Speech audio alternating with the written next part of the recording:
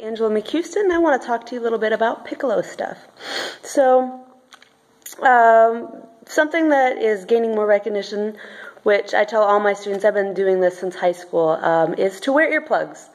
I wear them in every rehearsal. It doesn't matter what the rehearsal is, whether it's an army rehearsal or an orchestra rehearsal or a concert or anything. And some people used to really kind of get upset about this, but to be perfectly honest, it has saved my hearing. There are musician-specific earplugs that you can get that are molded to your ear. They can go upwards of $150. They can be pretty expensive.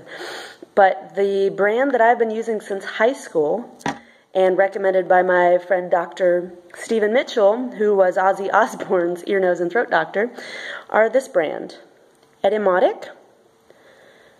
You can find them on their website here.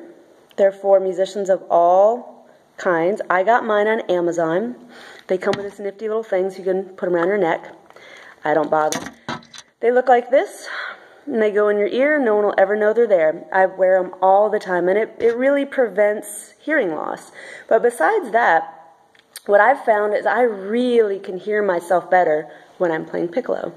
When I'm playing flute too, what these really do is they take out that, what sounds like the top layer of sound. To me, it's more like saying, these take out the distortion in the sound. So I can really hear what's going on a lot more clearly. I can hear the tuning notes. I can hear where am I in that tuning realm. What is my, now yes, your listening to your tone quality is going to be slightly different, but it's not huge. And actually you're probably going to be pleasantly surprised when you do take them out. But if you are playing for any length of time, please, it's non-negotiable. Get yourself some of these earplugs. This is the standard size. They used to come in flesh color, but they also have a black pair that they don't stick out of your ear at all. So another thing that I want to talk about is practicing slowly on piccolo. Right now I'm working on Firebird. I know, good times, right? So I've been working on Firebird and some Shostakovich, and all that stuff is really high for piccolo. It's great stuff. But for so long I was working on the technicality of this, and you know, I hadn't practiced it in a while, and I don't have a lot of time tonight, so I thought, okay, I don't have to have a lot of time to get some quality work done. So what I decided to do today was to really focus with these earplugs in, really focus on the quality of the movement of my fingers, because when you're playing a smaller instrument, if you have any finger blips, like you have finger blips in your flute playing, you can get away with them a little easier. On piccolo, they're so much more exposed. You have less surface area, less real estate, if you will, to move around. So if you're going from here to here and you got a blip, or, you know, in the Shostakovich, B to C, I mean, the whole thing can move. You've really got to be smooth, and you've got to be steady. And, yeah, so something that I've found to help me today that's really helped is not to try to feel like, oh, I've got to get through all of this, and I have to nail all of this and get all of it right in time. You get ahead by practicing slowly, and you don't have to feel like you have to do it all today. And so what I've been doing is focusing on the quality of each note, the sound on each note. Yeah, I am wearing earplugs, but I can still really hear the quality in each note. And am I hitting each note solidly? Am I cracking each note? Is there a finger blip between any of these notes? Then I got to this run in particular. Here we are, here, and also this one, these two. Not very nice on piccolo, right? And I noticed that I did notice this before, because it's usually you rip it so fast. And it's fast, right? So you're used to just playing it. But I took it apart, and I wasn't so worried about playing the dynamics so much at the moment. It's what's the quality, the sound quality on each note. What's the movement between each note? So it goes a little like this.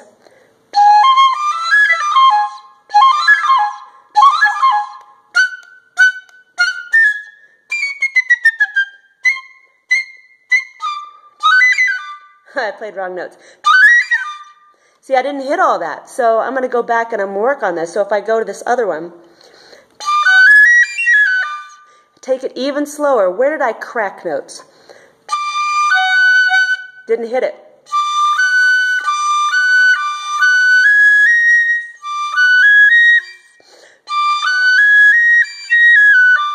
So now it's smoother, but that D up top is still not quite right.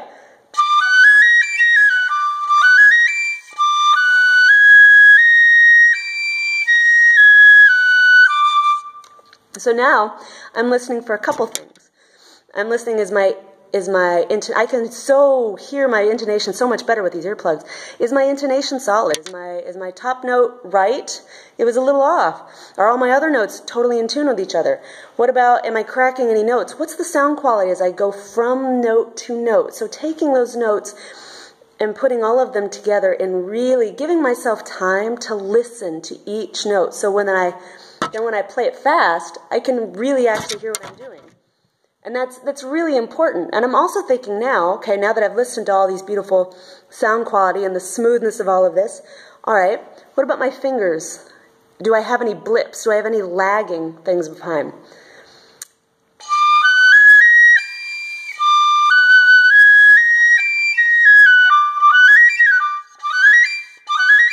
I know that when I get up to, there's something funny there, so I got to go back and work on this. My brain is expecting a different note, and so I'm trying not to play a different note. So that's something else that, you know, I have to work on, is hearing the correct note. So giving yourself time to actually hear those pitches. It's easy to skip over that, especially on piccolo, because we think, oh, it's high. The frequencies are so high, nobody can really tell what the notes are. Not true. They really do stick out. Piccolo adds sparkle. It adds texture. It adds depth to any orchestra or any group that you're in. And those notes stick out. You might not hear them, especially if you're not wearing earplugs. You might think it sounds like a big wash of sound, but to anybody else, they really do stick out. So those notes deserve some attention. So, but what I'm going to talk about here with the finger and the finger blips is my favorite exercise Ava Amsler at Florida State taught me. It's a super slow exercise. So let's take this for example. Okay. What am I losing here? I feel like I'm lagging something behind. I've already kind of worked it out, but I've got a finger blip in here somewhere. It's not exactly right. So I've got to find out where's that finger blip. Well, most people would just over and over and over and over. You're not going to find it by playing. So, do